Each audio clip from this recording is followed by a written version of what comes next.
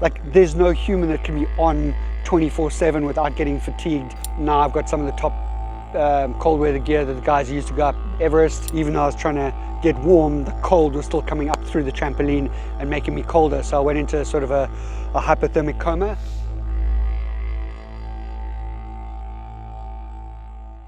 So testing for the TransCat 2026 has been quite an interesting experience.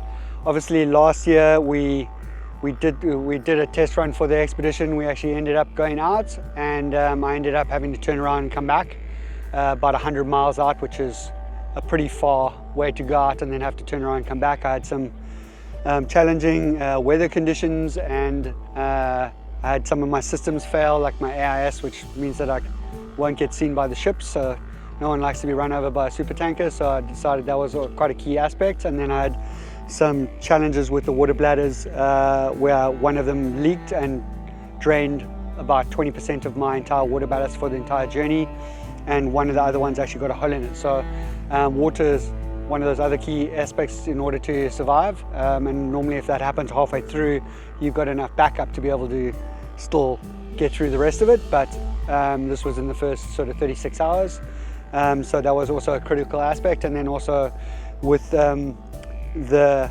cold aspect, once you get further out past a certain point, like 100 miles out, that became a lot more challenging. And because I hadn't slept the night before, I'd gone through 36 hours without sleeping, so your core temperature drops. So when you get cold, then it amplifies your hypothermia percentages and ratios of that. And then when I was trying to take a nap to try and sleep and get warm and to get some rest, then the water was coming up. We got a really bad what's called box C state, so the water's coming up through the trampoline. So even though I was trying to get warm, the cold was still coming up through the trampoline and making me colder. So I went into sort of a hypothermic coma, and very fortunate I wasn't up Everest. And when the sun came up in the morning, it actually woke me up, and I still don't know how long I was out for, but collected myself, realized there were a whole lot of things that were too dangerous to continue forward, and ended up actually making the call, doing a SATCOMS call with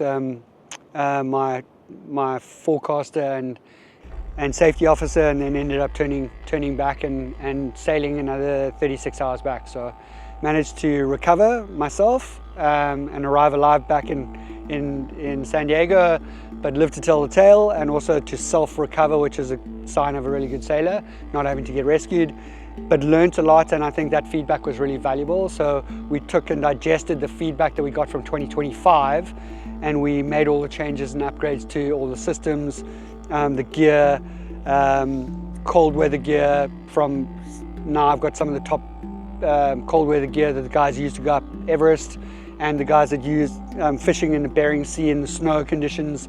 So cold will become my friend and not become a problem anymore. The sleeping arrangement I've improved. We changed and upgraded some of the autopilot systems, and then some of the other little bits and pieces that we didn't get a chance to do. And that made the testing up until this point actually a lot more manageable, a lot more confidence in myself and the craft and how to operate it. But in the last 8 days, we did a really intense test run up the coastline from San Diego all the way up to Newport, and then out to the Channel Islands of Catalina. But the Newport to Catalina one crossing I tried to do, we got some really spicy conditions, and I had a couple of my systems fail. So my autopilot fail, my backup autopilot fail, some of my electronics failed, and then also AIS systems failed, and one of my main solar units failed. So the conditions got really spicy, and when I turned around to come with the conditions back to Newport, a lot of the waves in the trough were going over the back of the craft, swamping the AIS.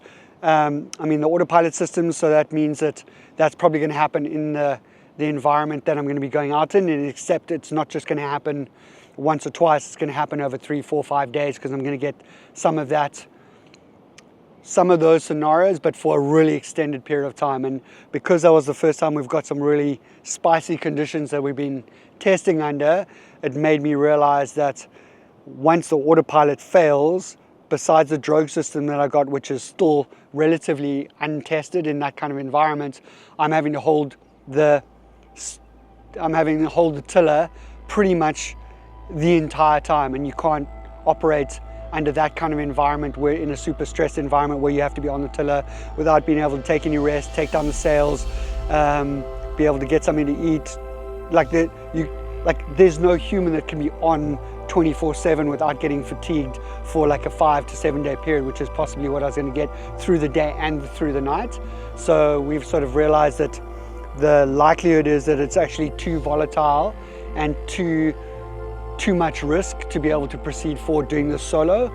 At the end of the day, it's about impact. It's about raising money to be able to do good, use these expeditions for impact, to give back and raise money to be able to build a school classroom in northern Kenya, plant some forests, and pay towards mangroves getting planted in North America, and really just to be an example of the change that we want to see in the world, and use the journey as an example that you have the belief in yourself that you can and the courage to try.